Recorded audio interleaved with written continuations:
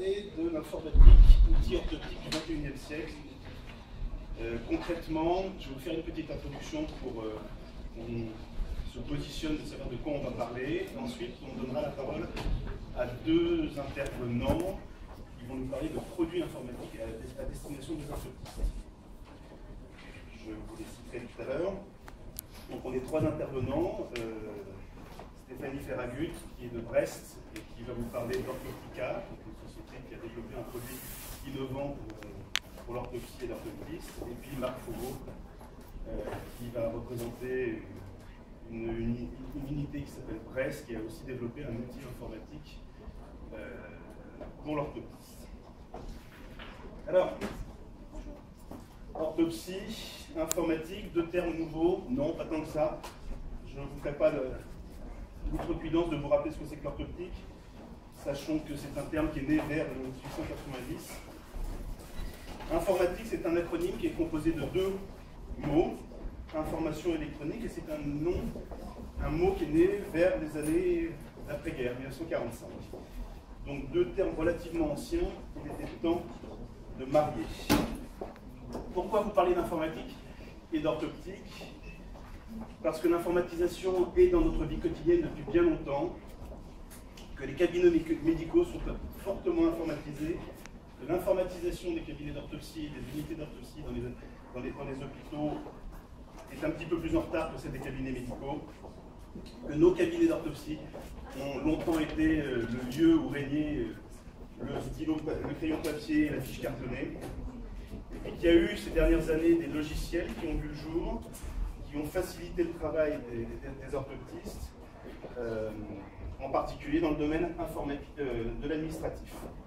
En particulier grâce à la télétransmission qui nous a obligés à nous informatiser. Et il existe aujourd'hui des logiciels de gestion connus de vous tous, que ce soit Vega, Orthoplus 4000, Acteur et d'autres, qui sont des logiciels dont on ne parlera pas aujourd'hui, parce que ce n'est pas le propos de cette présentation. Par contre, il y a peu ou pas de logiciels dédiés à la prise en charge thérapeutique de la problématique orthoptique en informatique. La rééducation assistée par ordinateur, c'est un concept ancien. C'est l'utilisation de logiciels spécifiques pour faire ce que l'on fait habituellement avec nos cinématophores, stéréogrammes, barres de prisme et autres outils orthoptiques que vous connaissez bien. C'est un concept ancien puisqu'il est connu aux États-Unis depuis les années 80, c'est-à-dire depuis en fait l'émergence de l'informatique. C'est un concept qui est quasi inconnu en France, et pourtant certains, dont je suis, et ceux qui sont déjà venus au JRO plusieurs fois, ont déjà entendu parler de ça. Certains rêvent, en parlent et éventuellement agissent depuis plus d'une vingtaine d'années pour que les cabinets d'orthopsie s'informatisent. Et vous avez en bas à droite un cabinet d'orthopsie plutôt connu, d'un garçon qui s'appelle Jean-Marc Déval, à Nouméa, qui est le seul, à mon avis, cabinet d'orthopsie exclusivement informatisé. Il n'y a pas de cinématophore, il n'y a pas de barre de prise, il y a juste éventuellement un examen sous écran. Et il travaille comme ça depuis près de 20 ans. Pardon? Oui, il fume. Sinon, c'était une photo de Jean-Marc quand je roule la basse. Ça aurait pu être sympa. Il fume quoi? Il fume des cigarettes. Il y a eu quelques logiciels dont je vous ai certainement déjà parlé, qu'on va appeler des pionniers. En haut à droite, Vision Aerobics, rien que le terme fait rire, est un logiciel qui avait été développé par un informaticien américain dans les années 90, qui présentait deux images avec un procédé anaglyphe, rouge-vert, et il suffisait de déplacer les images pour les fusionner, comme ce qu'on fait dans un cinématophore. En bas à gauche, Top Vision, même principe, logiciel beaucoup plus 99, Top Vision, et qui est peut-être le seul logiciel aujourd'hui qui existe encore et qui est encore très efficace. Quelques continuateurs de ces logiciels. Module 1 au milieu, Vergencias en haut à droite, CVS en bas à droite, Ciaviti directement en bas. Tout ça sont des logiciels, mis à part Module 1 qui avait été développé par Jean-Marc Déval dans les années 2000. Ce sont des logiciels américains. Et c'est ça fait partie des écueils de ces logiciels, c'est qu'aujourd'hui, il n'existe pas, on va y revenir, de logiciel en français. Et vous êtes tous bien placés pour savoir que les orthoptistes ne sont pas super bons en anglais, à quelques exceptions près. La barrière de la langue est un écueil important pour le développement de ce genre de logiciel. Deuxième écueil, le prix.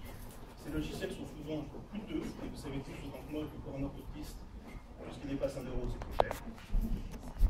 C'est trop cher, c'est toujours ça. Et puis, sur ces logiciels principalement nord-américains, il y a un énorme problème, c'est la continuité des logiciels et que le service après-vente. Et en particulier, un excellent logiciel qui s'appelle CVS est fabriqué aux États-Unis et ils ne veulent pas nous le vendre, non pas parce qu'on est français, mais tout simplement parce que le concept de CVS, c'est l'optométriste nord-américain achète ces logiciels et les revendent à leurs patients. Nous, on ne peut pas faire ça. Ça fait 15 ans qu'avec Jean-Marc, on a dit, faites-nous une version française, on va vous traduire. Et puis nous, en France, on ne peut pas vendre ce genre de choses, ils ne veulent pas le faire. Donc, l'idée du logiciel en informatique, c'est de passer de ça, Geneviève Prigent, maman à tous, orthoptiste française, derrière, avec une enfant qui avait un synoptophore, et éventuellement passer à ce concept-là, c'est-à-dire de remplacer nos outils.